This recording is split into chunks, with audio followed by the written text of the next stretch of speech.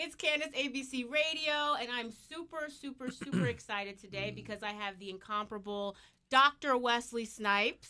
Give thanks and praise. Good morning, good rising, good afternoon, good night. Hallelujah. Hallelujah. Hallelujah. Yes. And we're here to talk about something that I think is really amazing. This is a new chapter in your life, hence it's a book. It's called Talon of God. It's a spiritual thriller. Supernatural or urban-based supernatural thriller. Yes. Fantasy. And I want you to kind of give the viewers and obviously the listeners an idea of define that, because I think that's a different, it has its own terminology in its own way. What is that exactly? You would say that in this genre, you don't often see films. I'm always in a cinematic mindset. You don't see books that are situated in fantasy, are situated in the urban community. Right. So this is something that we approached, and we decided that we would put in Talon of God. Yeah. We would situate the events in Chicago and wrap that around this battle between good and evil forces, and maybe presented in a way that's palatable and digestible by the youth in the streets as well as the members of the congregation. Yes. He's giving me a little sermon here. I'm feeling it. I'm feeling it. Now, we want to reach all the souls. You do, and I what I think is really exciting. First off, the book is out now, right? It's officially out, available. So I want people to pick it up. All of the different platforms, and you can also find it on the Talon of God website. Absolutely. So I kind of want to delve into this new chapter, as I prefaced everyone. With the idea of this being sort of a new chapter for you in some ways, although you've written before, this is not, a new thing for you Scripts per se. And plays. Exactly. But this is an actual book in the sense that it's very developmental. And I want you to talk briefly about that process for you to kind of take. This is a big undertaking. I would assume so. I have grown to have a great deal of respect and appreciation for those who write. Yeah. It is a daunting task for most, if for no other reason, just the ability to stay focused and stay steadfast from day to day to day. Because writing a book, unlike a play, you can pretty much, or a script, you can write a script, but a book, that's going to take half your life, half a year or more. And how long did the whole process take for you? This one was over 2.5 years we've been working on it. So it's released now, but 2.5 years we've been working on the actual story. Now, it started out at almost 700 pages long. So we've now condensed it down to something that people don't have to have like a U-Haul to carry with them. You know what I'm saying? Yeah, and it's funny because, and I want people to understand a little bit about what the book is about, because I think it has a very interesting plot line, subject line. It follows a spirit warrior named Talon, and basically he's a spirit warrior from the Holy See. From the Holy See, yes. And he's basically stopping, a demon from taking over the world, to be inhabited by people, the demon to be inhabited by people. And you have this woman, this young doctor, who's kind of caught in the middle of all of this craziness. A young sister. We want to specify that. We want to make that clear. And I love that, clearly. So I want to talk about, was there a specific reason that not only did you choose a female protagonist, but obviously a sister? Was that always the mindset to say, you know what, I really want to focus in on, that element? Once again, trying to be a little cutting edge, unpredictable, and realized very early on that you don't often find women of color in these type of settings, in this type of a genre of a book. We thought that would be appealing. Also, it's a nice balance to the Talon of God character, to the Talon character, and all of the male masculine energy that's in the book. And it was a good opportunity to tell that side of the story and make a woman be the hero. We could get away from the presumption that this was just going to be a Blade remake and novel, Yeah, and I mean, clearly, when you say the word Blade, it brings up so many conversations because people love you in that. And I wanted to talk briefly on that just because you mentioned it now. There's been a lot of buzzing, a lot of conversations that potentially there can be some type of continuation. Oh, yeah, this has been going on for the last couple of years now. The last couple of years they've been talking about it. We've had some discussions, but nothing concrete at the moment. We shall see, and the Marvel universe is continuing to grow. And I think that, yeah, when they're ready, I'll be ready. But in the meantime, we're moving with Talon of God, you know. Right.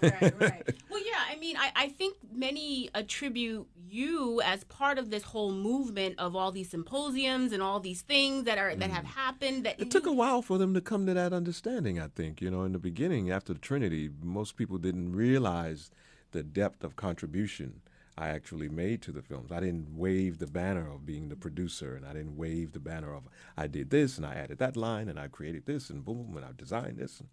So over time now, people have grown to understand, you know, the contribution was significant and hard to replicate. Yeah. Hard to repeat.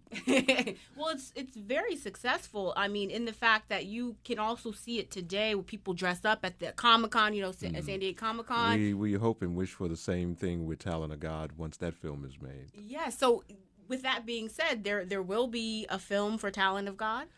Oh, as I breathe and live. So that's by the grace of the Most High, you know. Yeah, so essentially, would that be the ultimate goal with this book? Because I feel the like ultimate goal is really to help to be entertaining and influence lives, change lives with a strong spiritual message of perseverance, of faith, of maintaining when you're faced with the greatest challenges, maintaining that belief that you are blessed and you are loved and that there are options and you have a way out of it. You know, don't lose the faith. Stay steadfast. Stay strong. And yeah. I love that message. I feel like perhaps, and this is maybe my own thoughts, this book perhaps, did it have a deeper meaning than just a work of fiction? Because I feel like even with like scriptures in certain chapters and kind of some of the more meaningful dialogue, was this like a spiritual journey for you in any way, shape, or form, or was this something a little bit? Yeah, because the characters in the book all go through and experience challenges and tasks and questions that resonate with me personally. I could even say that they resonate universally. You know, why is there evil? How is it possible that if God exists, the evil is in the world, the evil that we see? What is my life about? What is my purpose in life? Is my destiny and my journey predetermined, or do I have free will? And what role does the Almighty and the spiritual forces play in that journey? I think these are questions that we all grapple with at some point in our life and resonate very clearly in the book, and I could relate to it. So in some ways it was a salve for some of the questions that I have and some of the pain and suffering that I personally go through, and maybe to be an inspiration for others as well. I think it will be that inspiration. I think that putting it on this kind of platform of sort of, you know, sci-fi-ish, also kind of having these concrete ideas and thoughts that people already kind of thinking about is kind of full circle for some, I hope. It will be. And wrapped in an exciting adventure. Exactly. For me, that, of course, I'm I like the action thing. So I like the idea of speaking to you subtly while you're engaged. You know, let me grab you and grasp you and let me take you on this journey. But at the same time, I'm going to drop some gems on you. Oh, yeah. You know, on the way. No, I love that. And I think because, you know, as this progresses to a film, are you already focused on the idea of, okay, well, as this book does well, because that's the expectation, of course, for me. I already know. We hope. I'm putting it out there for you. I need Sister Martha out there to help us get this book out to everybody on Sunday. Okay, As this book, progresses, and I know it's going to do well. I'm curious about who these characters will evolve to. Could you be the Talon in this book? Is There's a possibility. There's a probability. I think Talon is a cold character. I think the St. Luke character is a cold character. And one of the coldest characters in the book, for those of you who will have the fortune of reading it, is Lincoln Black. He is no joke, But it could maybe Talon. I might audition for Lauren. I don't know. Some non-traditional casting. I don't know. I did that one before too. No, I'm joking. I know. But it's funny what a great role it would be for a young actress to play that role. Yeah, absolutely. You just brought me to that moment when you said that, and I said to Wong Fu and whatnot. Looking back at some of those things, what kind of comes to your mind? Because I feel like you've played such iconic roles throughout your career, and it's always exciting to see you kind of Nino Brown or whatever. Just as I go through my catalog of movies, would you be interested at all to see any remakes or reboots of that, or are you in that space of like, let's leave well enough alone? I always believe if it ain't broke, don't fix it. And I have an abundance of creativity, so I'm comfortable with trying something new, exploring something new, like in Talon of God, that idea of writing a book and the challenges that come with that, or I gravitate towards. It helps me to become stronger, to be a spiritual person, a healer, and a warrior at the same time. That's yeah. Yeah, I think it's amazing with the idea of this kind of being the next steps into other things, because I feel like with a book you get to control. I don't know. I feel like you get to control more. The IP. Yes, I mean a lot of people thought I had control over the Blade franchise. I didn't. So in thinking about that and seeing what was created as a result of the success of that film, I was like, well, wow. We can write this. We understand this world very, very well. I understand action and action films very, very well. So writing them, constructing them is easy for me. The challenge here with Talon of God was to bring the spiritual aspects in it, not make it preachy, open it up to the universe and the various denominations and religions of around the world, or the spiritual practices of the world, in a way that all of them can feed on it and appreciate it, and at the same time create some great action. That, doing it this way, gives us control for the long marathon walk of this journey. Now, when you mention marathon, I also feel like there is a continuation in that sense. Would this be a series? Would this be like, we had Blade, we had, different things going on? Is that the vision? I feel like that's might be the vision. 700 pages was the first version of the book. We chopped it down. Editor said, look, we really could break this up into 3. So we said, oh, yeah, okay. That's a great idea. That works well for me on the cinema side, Three is a great number, isn't it? Yeah, master number. 3 is the magic number. You're probably too young to know about that. Don't underestimate me, sir. But yeah. So that is in the foresight, and we'll do all our power. We'll do all we can to make that a reality too.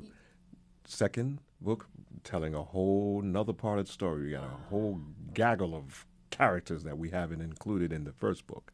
And of course, once we get to the second, Lauren's journey has to up a notch. We got to turn Lauren up just a little bit. Oh, Lauren is no joke in this book, I'll tell you that. Yes. Oh, yeah. Okay. Lauren might actually be able to go toe-to-toe with Blade. I don't know, maybe. I would love that mashup. I mean, can you imagine Blade and Lauren getting Heal, demon! You vampire sucker, deal! That would be crazy. You know what? I think people wouldn't be too mad at seeing some of that. I mean, would you ever, and this is kind of just because you said that, with the idea of putting on the whole Blade persona be too far-fetched. I mean, whether it's another... No, we didn't, as far as I'm concerned, and I've said it publicly, I don't think that we accomplished what we could have accomplished, and we ended the series, the franchise, in an unsatisfactory way for me. So I would like to go back and do it one more time to show what we've learned over the years and how much better we are. The first ones were experiments. We were treading new territory, tread new water. It would be nice to go back and, plus there's so many people who keep asking for it. Every day somebody asks me like that. Doesn't matter what the culture is, they all ask for me to come back and bring that. So if we don't get to the Blade, that's all right. We're gonna hit him with Talon. Talon gonna put Blade to sleep. Okay, I'm ready for that. If it's a choice between Talon and Blade on the battlefield, I'm going with Talon. Okay. I'm going with Talon. I'm going to take Talon on that one. Well, I mean, it's from, we got to do the heavenly thing now, Right. They throw some holy water on Blade and it's a wrap. It's over. That would be such an amazing mashup if we could ever produce that in whatever realm. Imagine that. Can you imagine Blade and Talon coming together? Hey, wow. Woof. That's a whole lot of work, huh? I mean, you're up for it. You're very healthy. No, I got to be in shape for it. That's the... I might get up. That don't mean I can walk. That don't mean I can go nowhere. Yeah, but I mean, do you think how long do you think it would take for you to be back into Blade physique? Because I feel like you're good to go right now. Always. Yeah. Ready, steady. Okay, that's what I assumed. Yeah, but depending on, I always shape the body to the need of the character. So people look around, unlike some of my expendable brothers. Their bodies are their persona. I come from the acting side of it. So our job is to disappear in the character. I don't want you to see me as being a physically fit man when I'm supposed to be a drug addict. It doesn't work, right? It doesn't match up. So I like to disappear in the character and change the body and morph the body to the need of the need of the task. Absolutely. That's understood. It's definitely understood. Now, I'm just curious. Well, I can buff it up real quick, Don't underestimate it's already sitting there. It's just sitting there under the surface, I can go either way. I love it. I can be like, I could be like Pookie or I could be like Blade. Either or. I mean, depending on which day you catch you on. That's right. I love that. And I know we have to go, but I'm just curious, like, what do you do? Obviously, this book is the forefront. We're pushing that. But what do you do on your downtime? I mean, are you a golfer? Are you Netflixer? Like, what do you do? Oh, I used to DJ back in the day, and some people may remember those days. But for my own recreation, I spend a lot of time studying, clearly training, studying the various arts of the world, spending time with the family, and music. I think those are my leisure. That's how I spend my leisure time. When you say DJ, are you like the scratch and DJ? No, I'm a blender. You're a blender. I'm a blender. Okay. Quick cuts and blends. I like that. Yeah. I'm familiar. I'm very familiar with that. Yeah, I want you to hear the song and get into the groove. I'm not doing commercials when I'm DJing. Okay. Would you ever do that as just like how the people do a residency, or would you ever do something of that nature, just like do a DJ residency? If time permits, permits, never know. Yeah, But I'm working on these books, and we're working on IT. We just released a new piece in Oculus and in Samsung Gear, the first film that was released in this particular format, in a virtual reality format. We're doing some other things in technology that are going to excite people greatly. Bigly, as the president says, bigly. And so I got a lot of things. I got a lot of irons in the fire, and I stay very, very busy. That's why I got to stay sound mind, sound body. Absolutely. And you are busy, and just so because people love to see you on the camera, film-wise, television-wise, what's coming up for you? Because I read a couple things. The Chronicle of the Mayan Tunnel, is that something that's a development piece that we haven't focused on. That's been subordinated to some of the other pieces that we have. We got Master Daddy. We got a wonderful piece called Black Friday: The Search for Namigo Blue, which is a crazy, crazy action, funny comedy. I love it. And of course, we just released a recall as well in the Barco Escape format, which is that panoramic 270-degree format theater experience. So we're doing more work with them as well. So we're looking at a lot of different things. And yeah, when we come back, the next action piece, action piece, that's a Wesley's action piece. No joke, baby. No joke. No joke.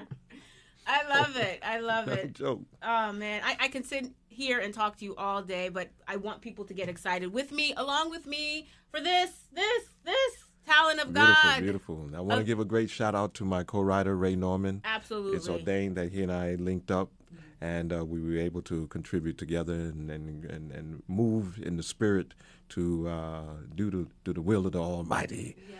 Yeah. And Ray is going to be busy because he got 2 other books to write after this.